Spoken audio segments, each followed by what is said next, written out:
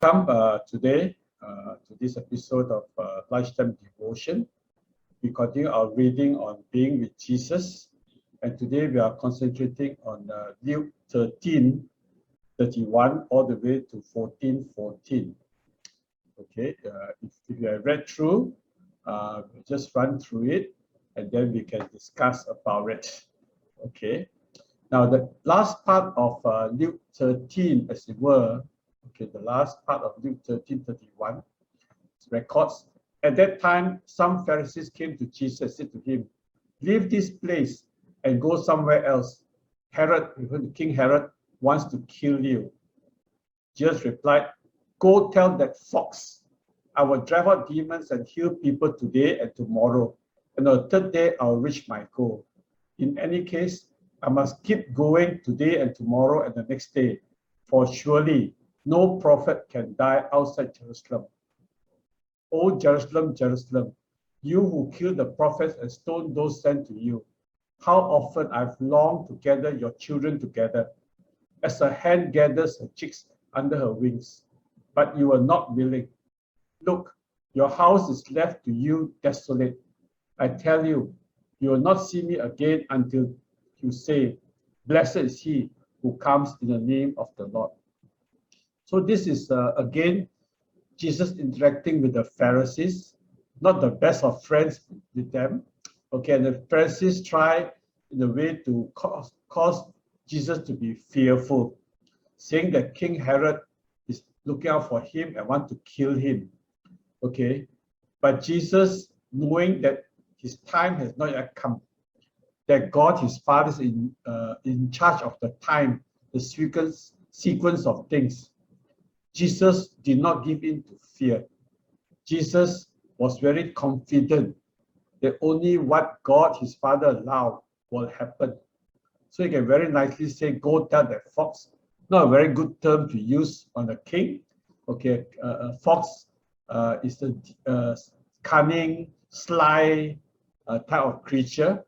Okay, so tell that fox, he'll continue to do what he's called to do, drive out demons, heal people, continue to teach. Only when the goal is reached will he stop doing it.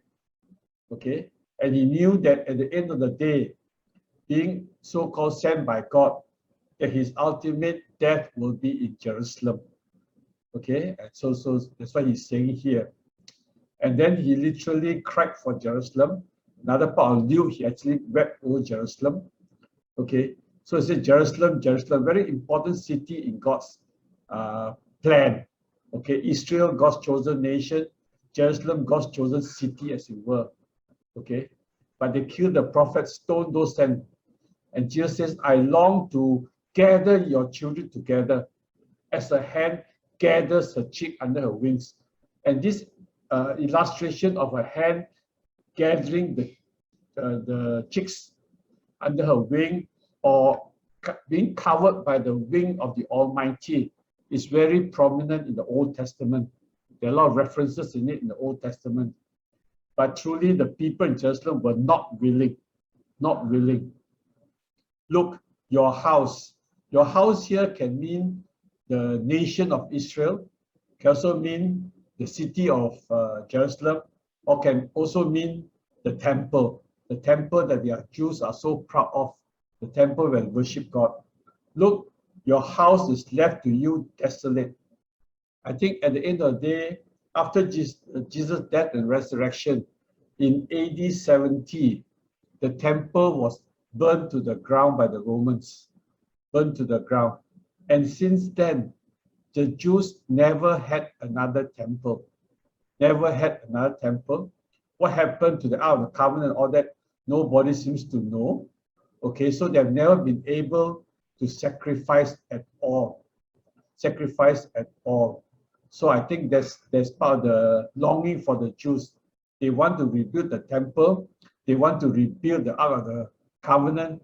They want to rebuild so many things so that they can get back to their sacrificial system of worship. Okay, but here Jesus says, your house is left to you desolate. You'll be burned down in AD 70. I tell you, you will not see me again, because Jesus has died, resurrected, gone up to heaven. the next time he comes is for judgment. Next time he comes is judgment. Blessed is he who comes in the name of the Lord. Again, this is a quotation from Psalms. Okay, it's from Psalms 118, verse 26. So another quotation from Psalms. So these are all references that we have. So Jesus actually felt a lot of compassion for the Jews, for the Jewish people. And yet the Jewish religious authorities were still so stubborn, refused to admit that he is the Messiah. Okay, I think something for us to take note of in our day and our time. Now coming down to Luke 14, okay, just to set the background, one Sabbath, when Jesus went to eat in the house of a prominent Pharisee, most probably what happened is this Pharisee invited Jesus to his house for a meal. Okay, now why did this Pharisee invite him? Well, a lot of possible reasons. One, maybe actually he wanted to learn more about Jesus, hear Jesus teaching, or a lot of people say that the Pharisee most probably was trying to trick him, catch him doing something not good. Okay, it's a Sabbath day, invited to a house of prominent Pharisee. He was being carefully watched. So the other Pharisees were watching him. And they, in a way, may have set a trap for him. There in front of him was a man suffering from dropsy. Dropsy is not a common term that we use nowadays. Dropsy is an old term that we use for swelling. A person has this swelling disease. Now, medically, we can say that the swelling can be used for heart failure, kidney problems, liver problems. All this can cause swelling. Okay, so this man had this swelling condition. And when Jesus went to this house of this prominent Pharisee, it's a Sabbath day, remember? Okay, and this man was suffering with this swelling was there. So Jesus knew that they were trying to trick him. Because according to the Jewish law, like we said before, you cannot heal on the Sabbath because there's work. And yet they put a man who was sick in front of Jesus. They knew Jesus will heal him because there's a compassion of Jesus that Jesus had. So Jesus asked the Pharisee experts in the law, is it lawful to heal the Sabbath or not? Is it lawful? He asked them first, but they remained silent. So taking hold of the man, he healed him and sent him away. Okay, so Jesus healed on the Sabbath, even though the Jewish say you must not do healing on the Sabbath because there's work.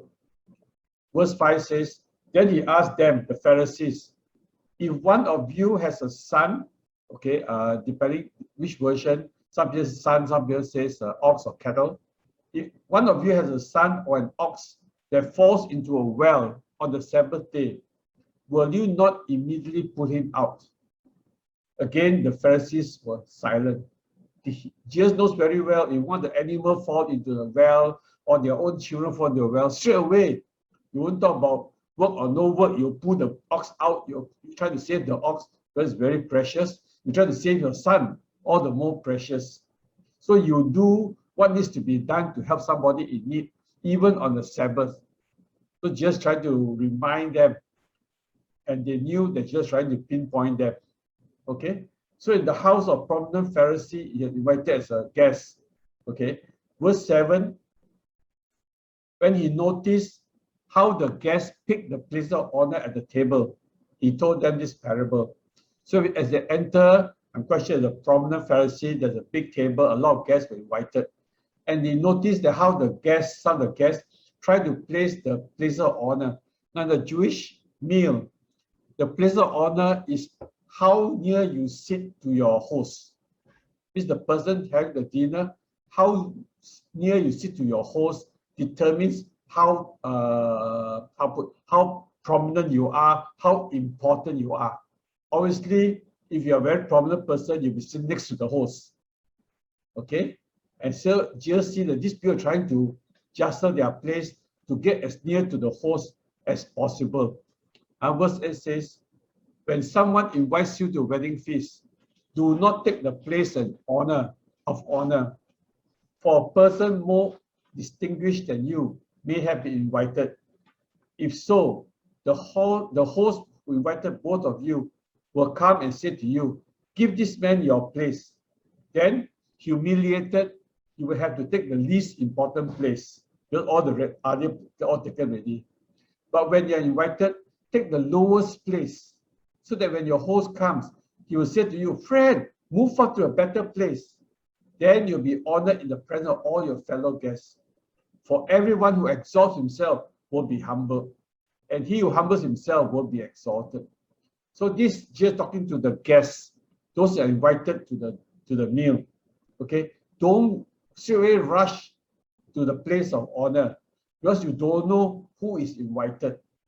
Who is invited? So better be humble, sit somewhere else, and your host notice you. Oh, please come nearer. Then you'll be promoted. Okay, but you just go to the highest place, and actually somebody more important, yes, invited. Then you got to move, and when all the other players are taken, you may end up in the lowest place. So that's what Jesus is trying to teach them. So be humble, and this is important for us to understand that we need to humble ourselves before God, before our fellow man. That God Himself will see our humility, true humility, not false humility. Okay, we can discuss about it. What is true humility? What's false humility? Okay, I think that's important, huh? And the second part, verse 12. Then Jesus said to the host. Now, earlier was talking to the guests. Now he refers to the host. And this is a very specific host, a very prominent Pharisee inviting Jesus for the meal.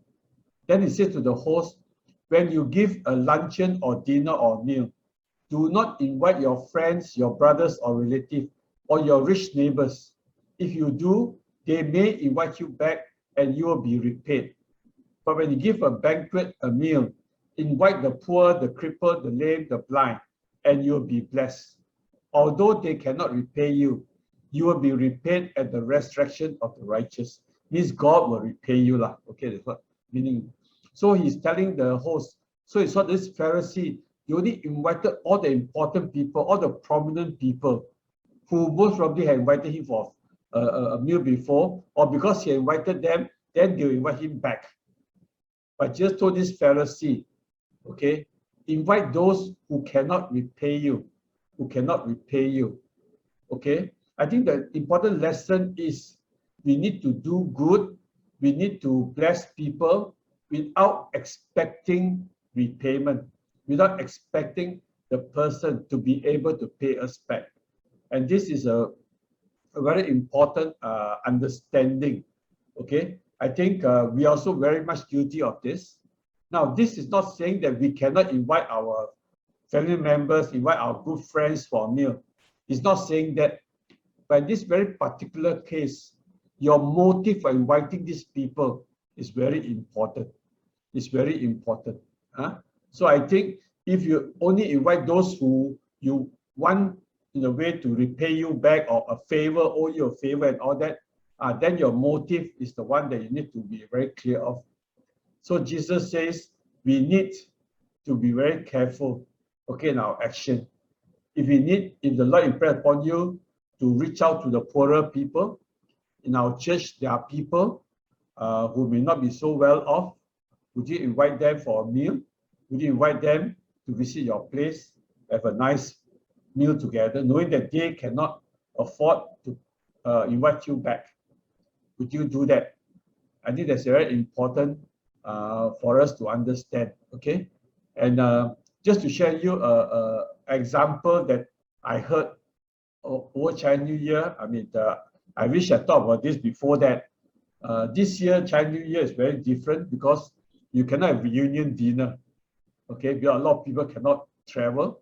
A lot of old people, parents are stuck in small towns, and the children cannot visit them for reunion dinner. They be able to Zoom and Skype and all that, but it's not the same. So what a friend of ours did in a small town, okay, that they took note of those parents who are left alone for reunion dinner because the children cannot come back. And they make a special effort to pack food and deliver to them. Okay, I think there's a very good gesture in a way, a culturally accepted way, that you notice that they are lonely, the family cannot be with them, and the way you bless them for Chinese New Year reunion dinner, give them the food and all that, okay, and just receive with much thanks and gratitude. I think those are ways and means in which we can continue to bless people and reach out to people, okay, not expecting repayment, not expecting anything in return, but continue to bless others as we ourselves have been blessed. I think that's very important for us to understand. So today's summary of what we have learned, okay, Jesus had a very compassionate heart for the people, the Jews, and especially Jerusalem. And yet these were the people who continued to reject him, especially the religious authorities, the Pharisees in particular. So he continued to reach out to them and try to get them to change their mind, as it were. So the whole area of the Pharisee trying to trap him with the man with the sickness, okay, he overcame that. When he saw the guests, how the guests tried to fight for place of honor, he addressed that. And how the host only invited people who are prominent and all that, he also addressed the host. So I think there's a lot of lessons for us to learn today for our age and our time. Okay, we hope that we are not so legalistic in our practice of our religion, but continue to be compassionate and continue to be loving.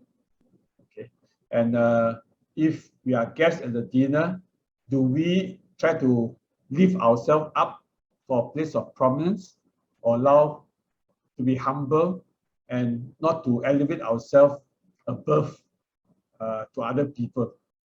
Okay, and who we invite for a dinner, do we expect repayment for so-called having a meal, inviting people for a meal? These are food for thought for all of us from today's lunchtime devotion.